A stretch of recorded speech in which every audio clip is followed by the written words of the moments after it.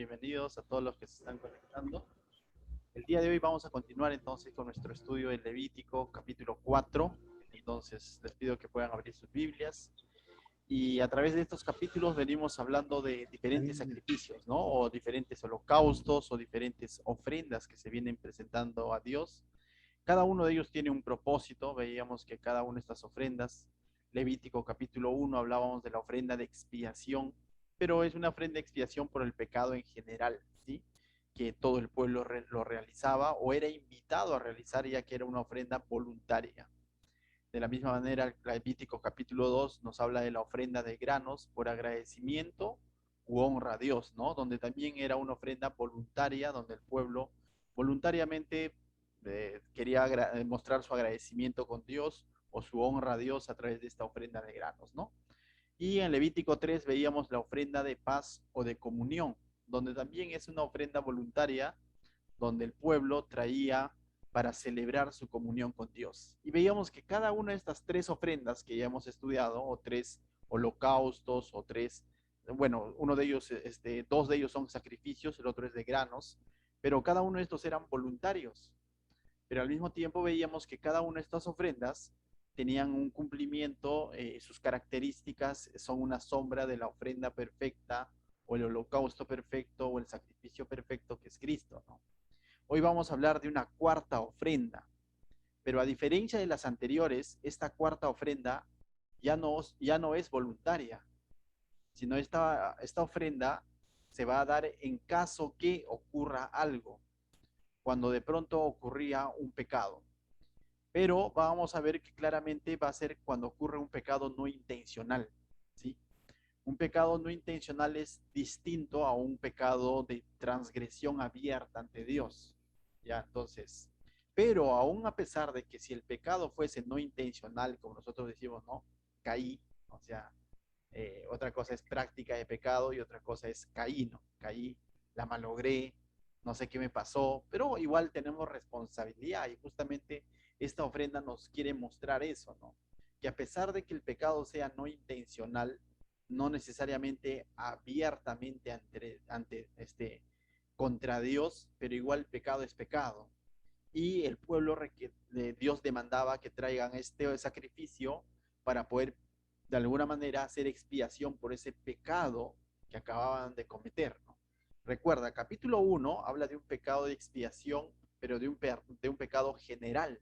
Este es un pecado no intencional y ni bien la persona se daba cuenta que había obrado mal, tenía que llevar esta ofrenda, ¿no? Entonces, con un propósito de pagar por sus pecados no intencionales, ya sea de impureza, negligencia o imprudencia que podría cometer, ¿no? Cuando decimos imprudencia, se debe entender que sin darse cuenta que era pecado y luego cuando viene a la luz de los mandamientos se da cuenta que estaba obrando mal, ¿no? Ya sea como pueblo, incluso el sacerdote va a estar dentro de esta lista, ¿no? Y eso no era justificación para decir, es que yo no sabía que estaba mal, no, igual, ¿no? Tenía que presentar su reconocimiento y su arrepentimiento por ese pecado no intencional, ¿no? Ya sea de negligencia, por debilidad, pero no por rebeldía. Rebeldía va a ser catalogado de otra manera, ¿no? Cuando hay una rebeldía abierta contra Dios, ahí sí no va a haber ofrenda, incluso no va a haber sacrificio, ¿no? En este caso. Sí, entonces, vamos a ver entonces rápidamente, nos vamos al versículo 1 y el versículo 2. Ahí va a explicar claramente cuál es el propósito de esta ofrenda, al cual lo hemos denominado la ofrenda por el pecado no intencional. Mira lo que dice verso 1 y verso 2. Dice, habló Jehová a Moisés diciendo, habla a los hijos de Israel y diles, cuando alguna persona pecare por hierro, ¿sí? En alguno de los mandamientos de Jehová sobre cosas que no se han de hacer e hiciere alguna de ellas, dice, ¿no? Entonces, ahí viene la explicación, ¿no? Dice, si pecare de hierro, y cuando uno escucha hierro y se está refiriendo al mineral, eso que hay que consumir pues, contra la anemia, no tiene nada que ver con eso, porque no está con H, ¿no? O sea, no es ningún metal, ningún mineral, sino de hierro se está refiriendo a errar, a no dar al blanco, a no estar bajo los estándares de Dios, ¿no? A desviarse también dice, o a caer. Entonces, si alguno cayere en pecado, en el Nuevo Testamento se le conoce como caer en pecado. Aquí dice pecare de hierro, es decir, errare al blanco, no alcanzó los estándares de Dios, pero era un pecado no intencional, ¿no? Entonces, cuando ocurrió esto, dice, ¿qué es lo que tenía que suceder? Ahí lo va a explicar, ¿no? ¿Y por qué decimos de que había pecado intencional y no intencional? Este es un pecado por hierro. Pero si tú buscas en tu Biblia en Números capítulo 15, verso 30, nótalo en todo caso, vamos a ver que existía otro tipo de pecado, que era un pecado por soberbia, por una soberbia contra Dios. Es decir, una soberbia significa que un pecado a sabiendas de que estaba mal y por rebeldía abierta contra Dios se pecaba. Y ese tipo de pecado en el libro de Números va a ser vista de otra manera, ¿no? No como este pecado que pecare por hierro, ¿no? Mira lo que dice Números capítulo 15, verso 30, dice, la persona que hiciere algo con soberbia, así el natural como el extranjero, o sea del pueblo Israel o sea de otro pueblo, dice, ultraja a Jehová, esa persona será cortada de en medio de su pueblo. Esa persona simplemente era sacada del pueblo, cortada, incluso ahí venían las famosas penas capitales, incluso, ¿no? ¿Por qué? Porque era dice, un pecado, es hacer algo con soberbia, dice, eso era comparado a ultrajar a Dios, era una soberbia abierta contra Dios. A eso lo podemos llamar en el Nuevo Testamento pecar deliberadamente, ¿no? O prevaricadores, ¿no? Entonces, eso es otra cosa. El pecado del cual vamos a hablar hoy día, por el cual ellos presentaban esta ofrenda o este sacrificio, era un pecare por hierro, es decir, por error, por caer en pecado, por desviarse, por negligencia, por debilidad, más no por rebeldía, ¿correcto? No rebeldía abierta en todo caso, ¿no? Entonces, por eso les va a dar esta salida, pero es interesante, ¿no? Entonces, bajo este antiguo pacto hay un sacrificio que ellos pueden presentar por esos pecados no intencionales o pecados por negligencia, pero qué tan precioso es la palabra de Dios que cuando ya vamos al Nuevo Testamento y basamos nuestro perdón de pecados, ya no en un sacrificio como esto que vamos a hablar hoy, sino en el sacrificio de Cristo, incluso nuestros pecados son perdonados, incluso esos pecados que en algún momento con soberbia quizás lo hicimos ante Dios o contra Dios, ¿no? Debo reconocer que en algún momento de mi vida, antes de ser creyente, eh, había hecho una especie de haberme burlado de Dios, de haberme burlado del cristianismo, haberme burlado de las cosas del Señor. Me declaré ateo y quizás más de uno podría decir, oye, ese es un pecado imperdonable, pero déjame decirte que creo firmemente y es mi convicción que Dios me ha perdonado por cada uno de sus pecados. Porque el sacrificio de Cristo dice, paga todo pecado, por cada uno de nuestros pecados.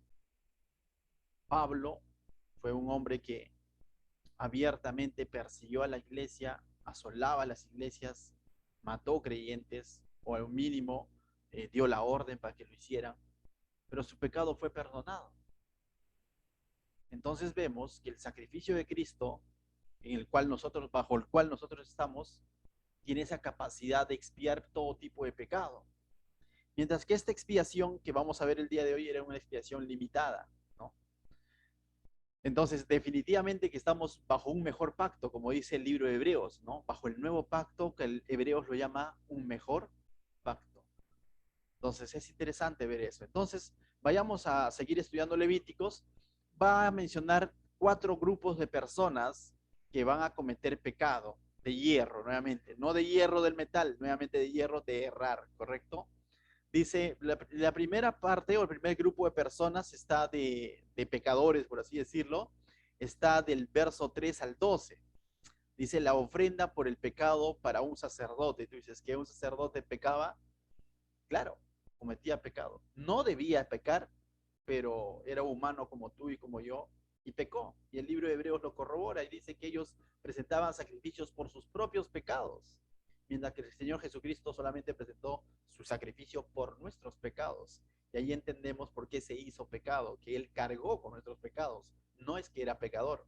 Pero el sacerdote del Antiguo Testamento, aquí claramente Dios está dando las directrices, cómo es que si es que el sacerdote pecaba, podía presentar sacrificio por sus propios pecados. Y mira lo que dice el verso 3, entonces dice, si el sacerdote ungido, consagrado, ahí estaba el sacerdote y el sumo sacerdote, porque ambos habían sido ungidos, según él dice, pecare según el pecado del pueblo, entonces dice, si el sacerdote ungido pecare según el pecado del pueblo, ofrecerá a Jehová por su pecado que habrá cometido, dice. Entonces, el sacerdote podía cometer pecado, no es que debía, pero cometía, porque era un humano como tú y como yo. Dice entonces que presentaría un becerro sin defecto para expiación. Entonces el sacerdote tampoco es que eres sacerdote, entonces vacancia, ya fuiste, ¿no? Sino tenía esa salida de poder presentar un sacrificio. Y es interesante porque da las características, dice un becerro sin defecto para expiación. Ya sabemos que expiación es como para que sus pecados sean cubiertos o perdonados, ¿no? Es interesante cómo podemos ver que en el Antiguo Testamento, aún las personas que eran los representantes de Dios para el pueblo y los representantes del pueblo para con Dios, los intermediarios, los intercesores o los que servían a Dios o ministraban a Dios en el templo o en el tabernáculo, también cometían errores y pecaban, ¿no? Es interesante. No es la voluntad de Dios, no es el propósito de Dios que cometan pecado, pero eran propensos a pecar.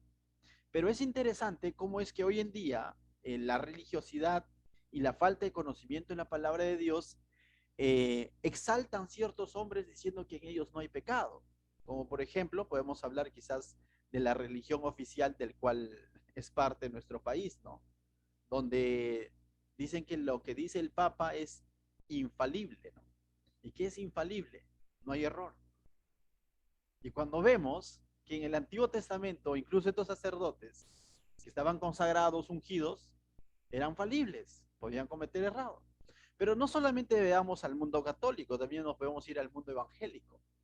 Aún dentro del mundo evangélico, muchos líderes a veces caen en este error de decir que el pastor o el obispo o reverendo, como queramos llamarle, somos irreprensibles. Y tú dices, ¿y dónde dice eso? Y te dicen, Timoteo 3, capítulo 2, dice que somos irreprensibles. No, no, no, no, alta tu coche, ¿no? Porque no es que el obispo, el pastor sea irreprensible, sino que la orden de Dios, el requisito de Dios es de que el obispo, el pastor, no dé pie a que lo estén reprendiendo, que busque tener una vida de santidad, pero si comete error lo van a reprender definitivamente. O sea, definitivamente. Pero se usa esto, ¿no? Se usa para qué decir, no le puedes decir nada al de pronto al líder cristiano, cuando vemos que aquí que tenían mayor responsabilidad y que también son falibles, ¿no? Según de Timoteo 3 dice, pero es necesario. Pero muchas veces también el pastor puede cometer errores de negligencia no intencionales, como está mencionando aquí, y también necesita ver la sangre de Cristo, también necesita ver el sacrificio de Cristo para que sus pecados sean perdonados. De tal manera que 1 Juan 1.9, cuando dice que si confesares vuestros pecados, Él es fiel y justo para perdonarlos, también aplica para los pastores, porque el pastor también necesita confesar su pecado para que sea perdonado. El pastor también necesita ir a la cruz de Cristo. No es que se convirtió y le hicieron el llamado y es el ungido, ya no va a cometer error. Puede cometer error. Y es más, debe ser consciente que está propenso a eso. Entonces, el ánimo de 1 Timoteo capítulo 3, verso 2 es de que busques vivir en santidad, de que no des pie a ser reprendido por el pueblo, por los demás. Pero si das pie, bueno, tú has dado pie, ¿no? O sea, es tu mal testimonio, asume las consecuencias. Pero muchas veces se enseña esto fuera de contexto, diciendo, no le puedes decir nada al pastor, porque como que un poco más ya es el papa evangélico, podríamos decir, y estaríamos cayendo en una religiosidad, ¿no? En un vacío. Santiago, capítulo 3, verso 1, va un poco más allá y mira lo que dice Santiago 3:1. Dice, hermanos míos, no os hagáis maestros muchos de vosotros, sabiendo que recibiréis mayor condenación, sino por lo contrario, dice, que aquel que conoce más la escritura, que tiene un cargo ministerial, está supervisando una congregación o está pastoreando una congregación, ten cuidado, porque nuestros errores tienen mayores implicancias. No hay error grande ni pequeño, pero son de mayor implicancia. Cuando un pastor falla, cuando un líder cristiano falla, no solamente es el tema de su comunión con Dios, como dicen, no, bueno, es mi comunión con Dios, no, estamos siendo piedra de tropiezo para muchos más. Entonces debemos de tener mayor cuidado, porque estamos siendo de piedra de tropiezo para muchas personas que se decepcionan muchas veces del Evangelio y se alejan de Dios. Y hay responsabilidad también por ellos. Entonces Santiago dice, tengan cuidados en hacerse maestros. Dice, muchos de vosotros sabiendo que recibiremos mayor condenación, en el sentido, las consecuencias son mayores, ¿no? Entonces, vemos entonces aquí en Levítico que también los sacerdotes podían cometer, no, no es que estaban permitidos, sino eran propensos a cometer pecado, ¿no? Pero Dios igual tiene una salida para ellos. Y ahí va a relatar el autor, ¿no? Mira lo que dice. ¿Qué es lo que tenía que hacer entonces?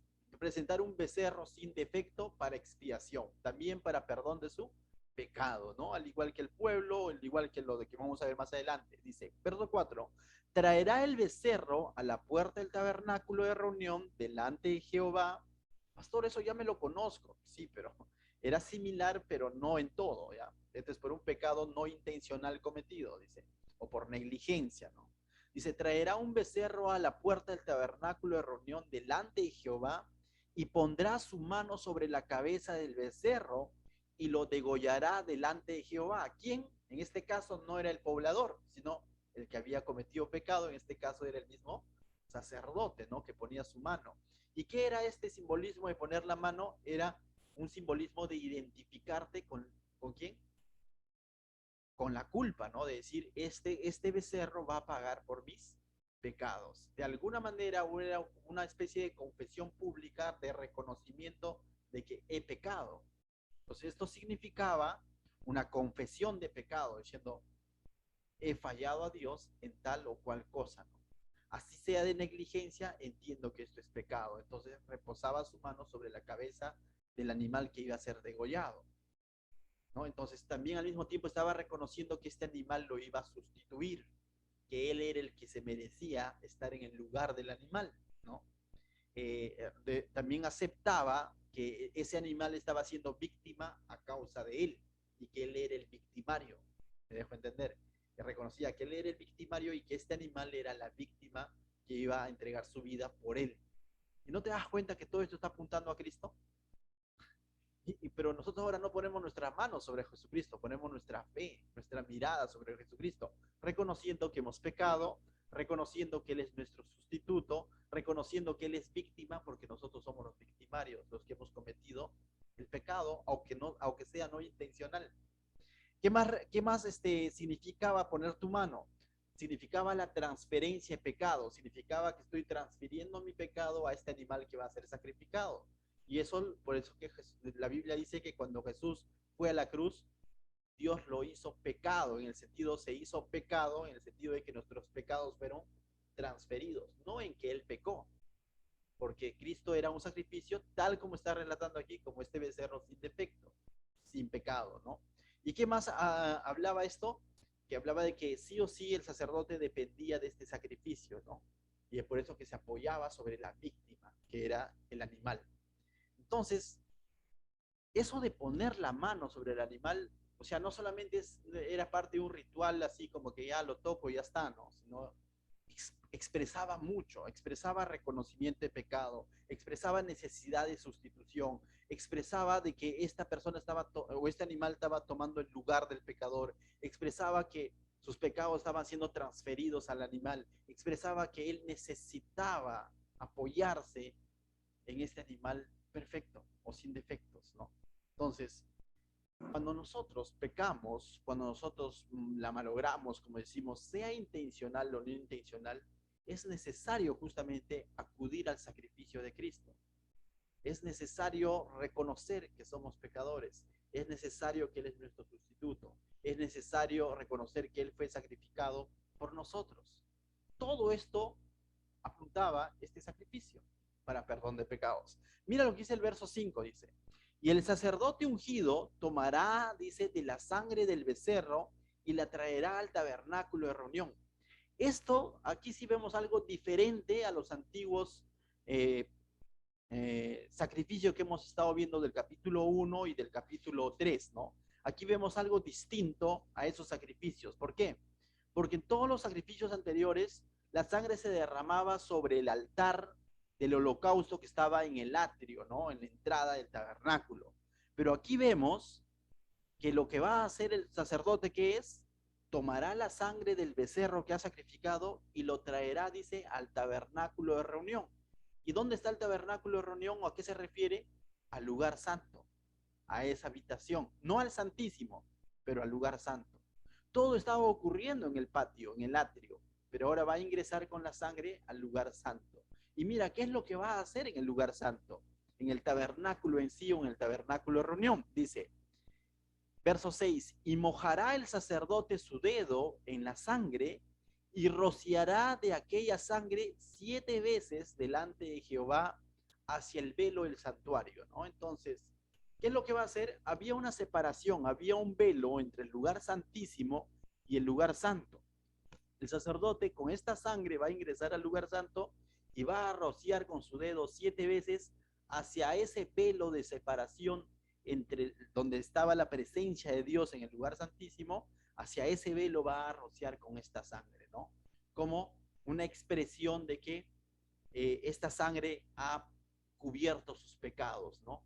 Entonces, como una especie de protección o reconocimiento que esta sangre ha cubierto sus pecados, lo va a echar hacia ese velo, ¿no?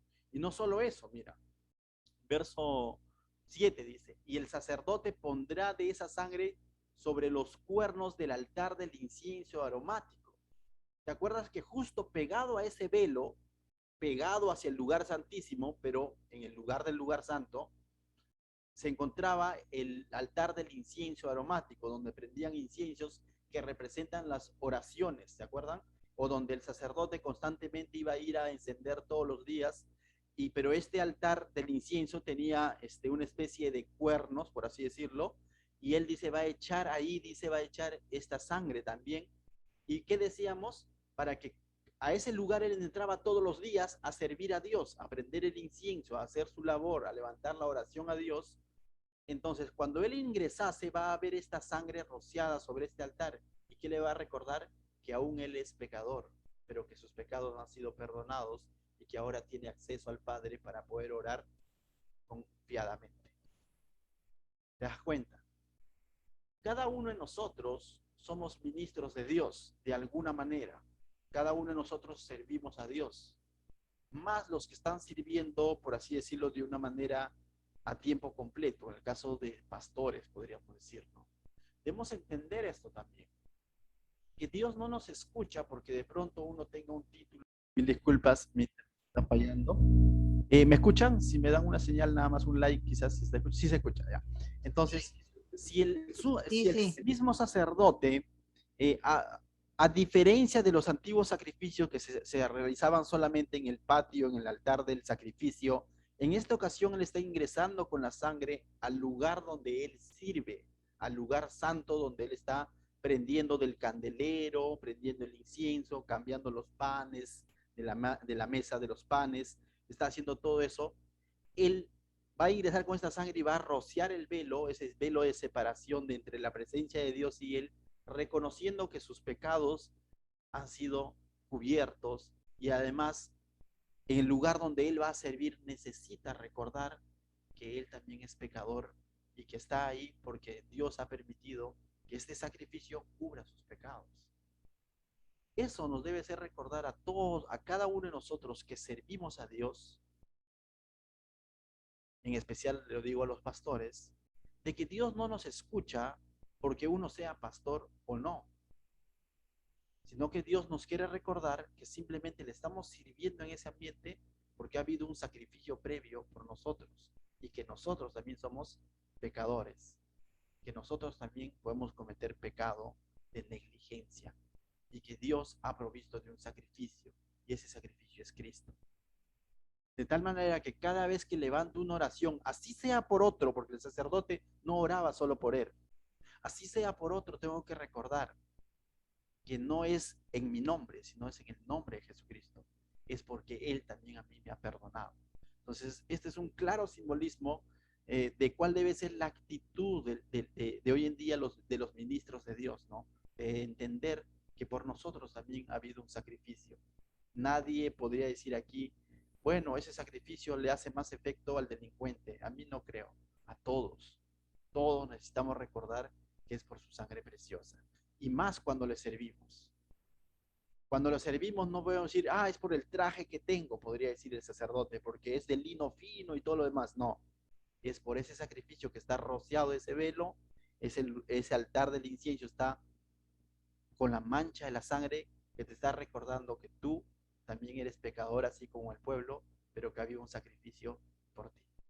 De la misma manera se aplica a nosotros. Entonces el verso 7 dice, y el sacerdote pondrá de la sangre sobre los cuernos del altar del incienso aromático que está en el tabernáculo de reunión delante de Jehová, y echará del resto, el resto de la sangre, del becerro, al pie del altar del holocausto. Nuevamente sale al atrio, en el altar del holocausto donde ha sacrificado, ahí dice lo va a echar, ¿no? Al pie, dice, ¿no? Que está a la puerta del tabernáculo, dice, de reunión. Entonces sale y va a echar toda la sangre sobre ese altar, ¿no? Es interesante. Todo eso se lo va a consagrar para Dios. Verso 8 dice, ¿y qué más va a hacer con su sacrificio? Y tomará el becerro para la expiación toda su grosura. Nuevamente vemos que esta palabra grosura, ¿qué es lo que significa? Lo mejor, ¿no? Lo mejor del animal, ¿sí? Lo mejor, o lo que Dios pedía del animal. Dios no pide todo, pide, en el sacrificio de expiación del Levítico capítulo 1 pedía todo porque era un sacrificio de expiación en general. Este es un sacrificio de expiación particular para aquel que había cometido un pecado de negligencia, un pecado puntual, ¿no? En este caso estamos hablando del sacerdote que también había cometido pecado, entonces tenía esta salida, ¿no? Dice, y tomará del becerro para la expiación toda su grosura, la que cubre los intestinos, la que está sobre las entrañas, los dos riñones, la grosura que está sobre ellos, la que está sobre los ijares y con los riñones quitará la grosura de sobre el hígado. Y dice, de la manera que se quita del buey del sacrificio de paz. ¿Se acuerdan que en el sacrificio de paz que vimos la semana pasada o la sesión pasada, capítulo 3, era un buey y se quitaba toda la grosura? De la misma manera dice aquí también de este becerro, que ya no es un sacrificio de paz, no confundas, estamos hablando de un sacrificio de expiación por pecados que no, pecados por negligencia lo hemos llamado, ¿no? Entonces dice, de la misma manera ahí se tiene que presentar toda la grosura, ¿no? Y ofrecérselo a Dios. ¿Y qué significa toda la grosura? Lo mejor que se podía ofrecer a Dios de este animal, ¿no? Y lo que sobra, pastor, ¿qué harían? En lo anterior, en el sacrificio de paz, que hablamos del capítulo 3, se lo comían, ¿no? ¿De acuerdo? Porque era prácticamente vianda, ¿no? Entonces comía el sacerdote, el pueblo o el que llevaba, pero aquí no se lo va a comer, porque esto es un sacrificio por su pecado, no es un sacrificio de celebración como el del capítulo 3. Mira lo que dice el verso 11. Y la piel del becerro y toda su carne, con su cabeza, sus piernas, qué rico, uno podría decir, ¿no? Yo me guardaría un poco. Dice, no, pero no podía, dice. Sus intestinos, su estiércol, todo lo que sobrase, dice, en fin, todo el becerro sacará fuera del campamento a un lugar limpio donde se echan las cenizas y lo quemará al fuego sobre la leña en donde se echan las cenizas será quemado. Esto habla de una destrucción total de todo lo demás que no se entregaba a Dios. Aquí no había un beneficio material de decir, ya esto lo sacrifico para Dios, pero esto me lo puedo guardar, representa. Recuerda que cuando Él ha puesto sus manos sobre este sacrificio, lo que ha Lo que él ha hecho es, ¿qué cosa? Transferir simbólicamente sus pecados. Y por lo tanto, lo que no fue entregado a Dios tenía que ser desechado. Esto habla de cómo es que el pecado tiene que ser erradicado de nuestra vida. De tal manera que si le queremos llevar a una explicación, muchas veces hemos citado Juan 1.9, ¿no? O digo, primera de Juan 1.9, cuando decimos, ¿no?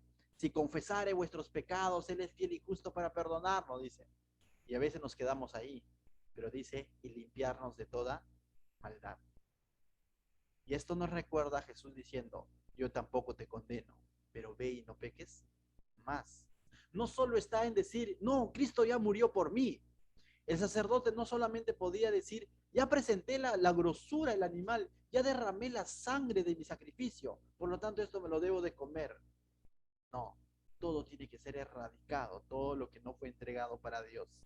Si tú te estás identificando con ese sacrificio por tu pecado, entonces el sacerdote tenía que erradicar todo lo que Dios no pedía. De la misma manera nosotros, hermanos. Ciertamente este sacrificio apunta a Cristo y nosotros ya no vamos a quemar ningún becerro ni nada de eso. Pero cuando cometemos pecados no intencionales, pecados por negligencia, pecados por debilidad, cuando caemos en pecados, cuando erramos, porque eso es pecado de hierro, como está diciendo, de hierro con Y o Y, entonces, de la misma manera nosotros, cuando cometemos ese tipo de pecados, no solamente podemos llenarnos la boca y decir, pero Cristo ya me perdonó, pero Cristo ya es mi sacrificio, sí, pero ve y no peques, más elimina, saca todo ello, todo aquello que no agrada a Dios. De lo contrario, estamos jugando con Dios. De lo contrario, estamos haciendo un mal uso de su sacrificio perfecto, porque lo estamos usando como un amuleto. Si confesare tu vuestro pecado, Cristo es justo para perdonarlos. Y lo usamos como un amuleto. Este sacrificio no era ningún amuleto, este sacrificio es un simbolismo de lo que debería de ocurrir en la conciencia, en el corazón, en la vida del sacerdote que cometía pecado.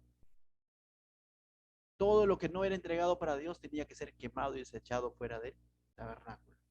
Todo aquello de tu vida que no agrade a Dios tiene que ser sacado de tu vida. No podemos tomar deportivamente este texto y deportivamente ir pecando y pecando y pecando. Eso no agrada a Dios, no es correcto. Él nos ha llamado a una vida de santidad. Recuerda, Levítico, que es llamados a ser santos. Y estamos en ese proceso. Entonces, no podíamos usar este sacrificio como un amuleto, ¿no? Entonces, ahora del verso 13 al verso 21 va a hablar de una ofrenda similar, pero ya no por un sacerdote, sino por toda la congregación de Israel. ¿Qué pasaba si todo el pueblo comunitariamente pecaban en un punto? Y hasta que de pronto venía un profeta y les abría los ojos y decían, oye, ustedes están cometiendo pecado. Y ellos podrían decir, pero no lo sabíamos, pero igual había culpa. Por eso se le llama pecado de hierro, ¿no? De hierro en el sentido de errar al blanco, de haber transgredido, pero no de rebeldía, recordemos, el de rebeldía tenía otro camino que está en Números capítulo 15, verso 30, que lo hemos leído al inicio. Esa es otra cosa. Estamos hablando de pecado de caer. Todo el pueblo podía caer todo el pueblo en pecado, por ignorancia de la palabra, podía caer todo el pueblo en pecado. Y por eso también Dios propone este tipo de ofrenda del verso 13 al 21. Mira lo que dice. Si toda la congregación de Israel hubiera errado, ahí lo dice claramente, y el hierro estuviera oculto, dice, y el hierro estuviera oculto a los ojos del pueblo, es decir, el pueblo lo hizo por ignorancia, sin saber, lo practicó sin saber. Entonces dice, y hubiera hecho algo en contra, dice, alguno de los mandamientos de Jehová en cosas que no han de hacer, dice, y fueran culpables, o sea, no sabían, pero eran culpables, ¿no? O sea, son culpables. Dice, verso 14, luego que llegue a ser conocido el pecado que cometieren, luego que sale a la luz, viene un profeta, se abre la ley, se abre la Biblia, y dicen, ustedes están fallando en esto, entonces viene a la luz, ¿no? Y el pueblo se da cuenta de que le han estado fallando a Dios, entonces, ¿qué sucede? Mira, dice, luego que llegue a ser conocido el pecado que cometieren, entonces, ¿qué sucedería? La congregación ofrecerá un becerro por expiación. Entonces, ¿qué tenía que suceder? Al igual que el sacerdote, un becerro tenía que ser presentado por toda la congregación, por todo el pueblo. Dice, y lo traerán delante del tabernáculo de reunión. Nuevamente, y lo traerán al tabernáculo. Verso 15 dice, y los ancianos de la congregación, no todo, porque toda la congregación no va a poder entrar, no todo el pueblo no va a poder entrar. Y cuando se refiere a los ancianos, se refiere a los líderes del pueblo, ¿no? Uno de cada tribu normalmente era, ¿no? Entonces 12 ancianos a lo mejor ahí. Dice, y los ancianos de la congregación pondrán sus manos sobre la cabeza del becerro delante de Jehová. Nuevamente vemos a los ancianos identificándose todo lo que ha hecho el sacerdote, ¿no? Identificándose y reconociendo que el pueblo ha pecado, reconociendo que necesitan un sustituto, reconociendo que este animalito, este becerro sin defecto, está siendo victimado por ellos que son los victimarios, reconociendo que ellos están transfiriendo sus pecados a este sacrificio, ponían su mano y en presencia de Jehová, dice, degollarán aquel becerro. Entonces vemos que prácticamente es similar, ¿no? Es similar, ¿sí? Entonces, verso 16, continuamos, dice, y el sacerdote ungido meterá de la sangre del becerro en el tabernáculo de reunión. Entonces va a hacer nuevamente el sacerdote el mismo procedimiento, ¿no? Van a extraer la sangre del becerro y el sacerdote va a ir, ¿a dónde? Dentro del tabernáculo, al lugar santo, y va nuevamente con la sangre, y mira lo que va a hacer, verso 17, y mojará el sacerdote su dedo en la misma sangre, y rociará 7 veces delante de Jehová hacia el velo, hacia ese velo de separación, ¿no? Ese velo de separación con esta sangre como representando de que sus pecados están siendo cubiertos, ¿no? Y para que puedan tener una comunión con Dios. Dice, y de aquella sangre pondrá sobre los cuernos del altar que está delante de Jehová en el tabernáculo de reunión. ¿Cuál era ese altar en el tabernáculo de reunión? Era el altar del incienso, ¿no? Donde el sacerdote hacía sus oraciones. Entonces ahí también lo va a manchar para que recuerde que el pueblo ha cometido pecado, pero que sus pecados han sido perdonados, ¿no? Entonces dice, 18, y aquella sangre se pondrá sobre los cuernos del altar que están delante de Jehová en el tabernáculo de reunión, y derramará el resto de la sangre al pie del altar del holocausto, afuera nuevamente, que está a la puerta del tabernáculo de reunión, y le quitará toda la grosura y hará arder sobre el altar. Entonces, básicamente, el mismo procedimiento. Mira lo que Dios promete cuando se hace tal como Él lo está estipulando. Verso 20 dice, y hará de aquel becerro como hizo con el becerro de la expiación, como hizo con el anterior, ¿no? Lo mismo hará de él. Así hará el sacerdote expiación por ellos. ¿Por quiénes ellos? Por el pueblo, por la congregación. Y obtendrán que perdón, ¿no? Entonces, si Dios promete perdón para su pueblo cuando ellos reconocen de esta manera su pecado. Entonces, estos sacrificios no son amuletos. Estos sacrificios lo que está buscando es llamar a la conciencia a que ellos reconozcan su realidad. Entonces, no solamente es un simple ritual, lo que este sacrificio está haciendo que el pueblo entienda que aun si ha cometido pecado sin darse cuenta, sin saber o por ignorancia, deba de entender que ha hecho mal ante Dios, que ha errado. No es que yo lo hice sin querer queriendo, ¿no? Pero aún así necesitas confesar tu pecado, así lo hayas hecho sin querer queriendo. Es que yo soy débil, igual necesitas reconocer que has pecado y que has transgredido. Entonces, era necesario, ¿no? Verso 21 dice, y sacará el becerro fuera del campamento y lo quemará como el pueblo en el primer becerro, dice, como quemó en el primer becerro. Expiación es por la congregación. Entonces, similar a lo que ha hecho por él, va a sacar esto. Nadie podía comer de lo que quedaba de este sacrificio, ya que este sacrificio lo que está representando, ¿qué es? El pecado. ¿El pecado de quién? Del pueblo, en este caso, de la congregación. Entonces, de la misma manera está ocurriendo, ¿no? Entonces, qué interesante es. Pasamos al verso 22 al 26, vamos a ver que se va a presentar una ofrenda por el pecado para un gobernante del pueblo. Aquí lo va a llamar para un jefe. Algunos dicen que podría ser por algún rey que cometió pecado, otro dice puede ser un príncipe. La idea que hace una idea de un jefe, de alguien que tenía un liderazgo no espiritual, porque los que tenían el liderazgo espiritual en todo caso eran los sacerdotes. Si no estamos hablando de un liderazgo político quizás o civil, ¿no? Entonces, ¿también ellos podían pecar? Claro, también son seres humanos y también cometían pecado. Y mira lo que dice verso 22. Cuando pecare un jefe e hiciere por hierro, nuevamente, por error, por negligencia, por debilidad, porque cayó en pecado, algo contra alguno de todos los mandamientos de Jehová su Dios, sobre cosa que no han de hacer, y pecare, dice, entonces vamos a ver que el procedimiento va a ser similar. Mira, 23, dice, luego que conociere su pecado que cometió, o sea, también lo han hecho por ignorancia, pero cuando se dan cuenta o les hacen dar cuenta que han cometido pecado, ¿qué tenían que hacer? No podían excusarse diciendo, es que yo no sabía, sino también tenían que reconocer que han fallado ante Dios por ignorancia. Entonces dice, presentará por su ofrenda un macho cabrío sin defecto. Y aquí hay un pequeño cambio. En los dos anteriores, tanto por el sacerdote como por todo el pueblo, era un becerro. En el caso de este hombre político, este jefe, este líder del pueblo, podía ser un macho cabrío, ¿no? Entonces podía ser un animal, por así decir, un animal menor, ¿no? Y con esto el Señor nos está mostrando algo interesante, ¿no? Que de alguna manera él tenía en estima a sus siervos, a los sacerdotes que servían en el tabernáculo y también a su pueblo, su especial tesoro. Pero esta persona individual, políticamente importante quizás entre el pueblo, pero ante Dios no necesariamente es así, sino le dice puede ser un macho cabrío sin defecto, pero sin defecto, ¿correcto?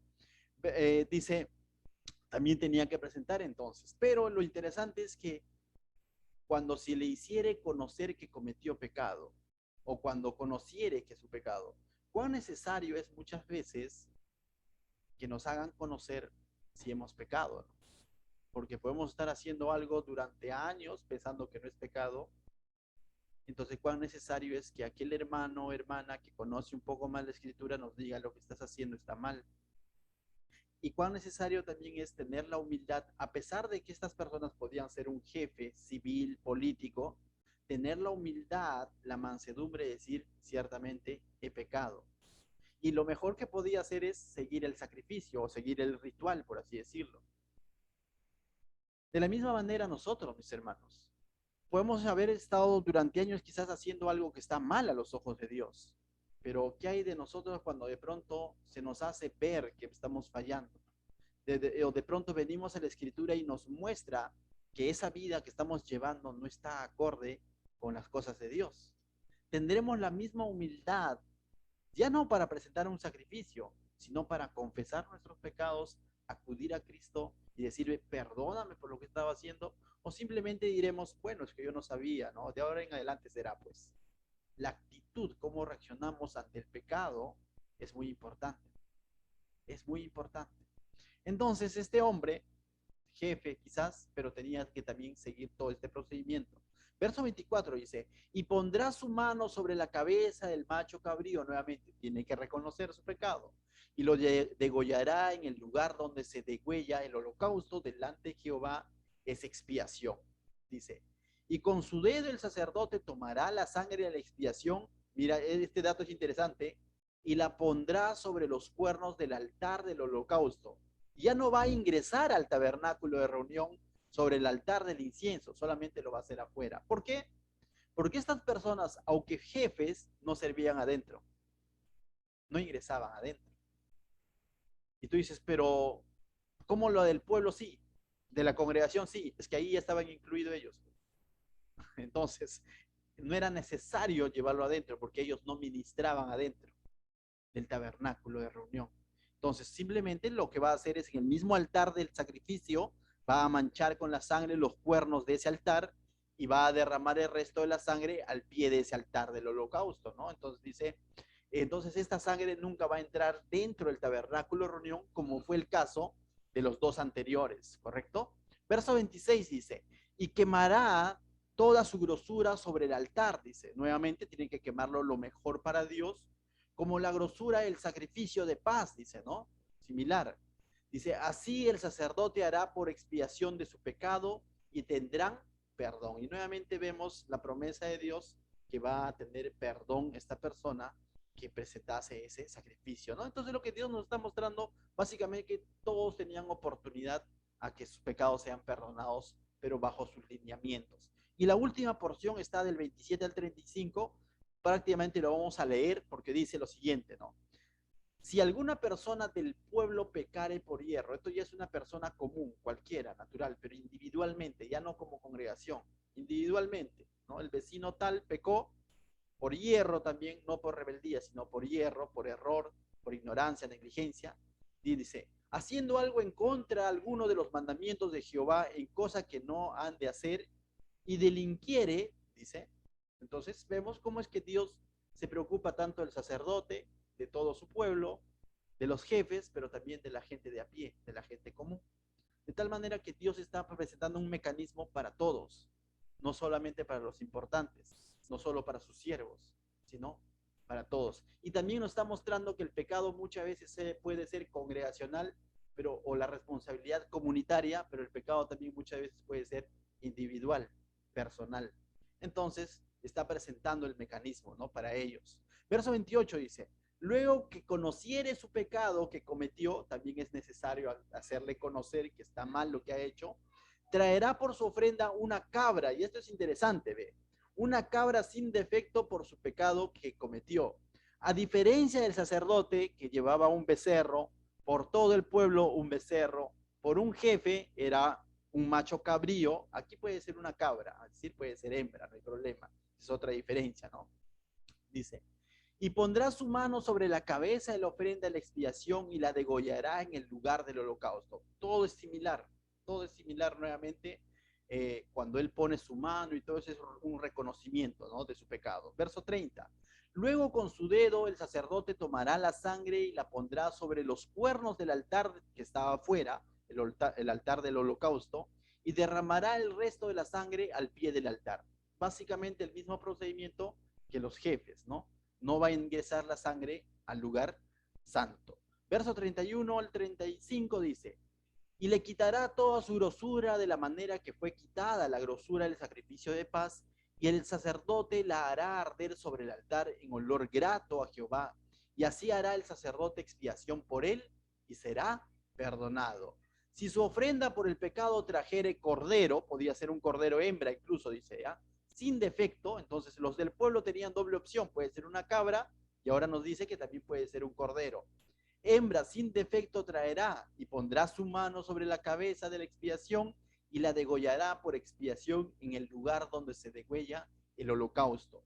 Después con su dedo el sacerdote tomará de la sangre de la expiación y la pondrá sobre los cuernos del altar del holocausto y derramará el resto de la sangre al pie del altar. Y le quitará su grosura como fue quitada la grosura del sacrificio de paz, y el sacerdote la hará arder en el altar sobre la ofrenda encendida a Jehová, y le hará el sacerdote expiación por su pecado que hará cometido, y le hará y le será perdonado. Entonces vemos que todos, absolutamente todos, sacerdotes, sumo sacerdote, la congregación completa, los jefes, el pueblo, tenían esa oportunidad a que sus pecados sean perdonados. Pero ¿qué requería? Muchas cosas. Requería fe en el sacrificio. ¿Qué más? Obediencia en hacerlo tal como Dios lo dice, ¿no? Requería incluso humildad de reconocer públicamente que has pecado. Es que yo soy un líder, no puedo decirlo, yo soy un sacerdote, ¿qué van a decir de mí? Tenías que reconocerlo. Yo soy un jefe, tienes que reconocerlo. Y al mismo tiempo nos habla que todos tenían la oportunidad de poder presentar este sacrificio. Es interesante porque Jesucristo cumplió cada uno de estos sacrificios. Porque Él fue un sacrificio, un único sacrificio, no fue diferentes sacrificios, un único sacrificio donde hay perdón de pecados para todos. Jefes, esclavos, libres, esclavos, varón, mujer, para todos. El libro de Hebreos 9, del 25 al 28, lo voy a leer nada más, dice lo siguiente, y con eso terminamos. Dice, y no para ofrecerse muchas veces, como entra el sumo sacerdote en el lugar santísimo cada año como con sangre ajena, está refiriendo a Cristo, ¿ya? Dice, de manera que le hubiera sido necesario padecer muchas veces desde el principio del mundo. Pero ahora, en la consumación de los siglos, dice, refiriéndose a Cristo, se presentó una sola vez y para siempre por el sacrificio de sí mismo para quitar de en medio el pecado, no solamente para cubrir nuestro pecado, sino para quitarlo. 27. De la manera que está establecido para los hombres que mueran una sola vez, y después de esto es el juicio. Así también Cristo fue ofrecido una sola vez para llevar los pecados de muchos, y aparecerá por segunda vez sin relación con el pecado para salvar a los que le esperan, es decir, por todos aquellos que han creído en ese sacrificio perfecto. Nuestro Señor Jesucristo ha muerto por ricos y pobres, por educados e ignorantes, por el peor delincuente y por el hombre moralmente aceptable. Por todos ha muerto. Él es el sacrificio perfecto. Pero ¿sabes qué? Así como estas personas del Levítico, es necesario que cuando la palabra de Dios revela que hemos transgredido, que hemos cometido, que hemos errado, confesemos nuestros pecados y nos dejemos limpiar y acudamos al sacrificio de Cristo, ya no para crucificarlo nuevamente, sino recordar que en la cruz Él ha pagado por nuestros pecados, pero requiere humildad, fe y obediencia. Estos hombres tenían que tener una fe tremenda para poner sus manos sobre ese animal y creer que así ellos estaban reconociendo que ellos eran los victimarios y que este animal estaba siendo víctima porque era un animal sin defecto. De la misma manera, nosotros cuando ponemos nuestra fe en Cristo, tenemos que recordar que Él fue la víctima por nosotros, que somos los victimarios, que por nosotros entregó una cruz. ¿Qué tal si oramos? Padre mío, te doy gracias, Señor, esta noche, porque tú nuevamente nos hablas, nos exhortas, nos recuerdas, Señor, cuán necesario es confesar nuestros pecados, aún sean, Señor, por ignorancia, por debilidad, como querramos llamarlo, Señor. Pecado es pecado y necesitamos acudir a tu sacrificio perfecto, Señor, a reconocer que es por Él que nuestros pecados pueden ser perdonados, pero también limpiados, quitados de nuestra vida, Señor. No permita, Señor, que convivamos con el pecado.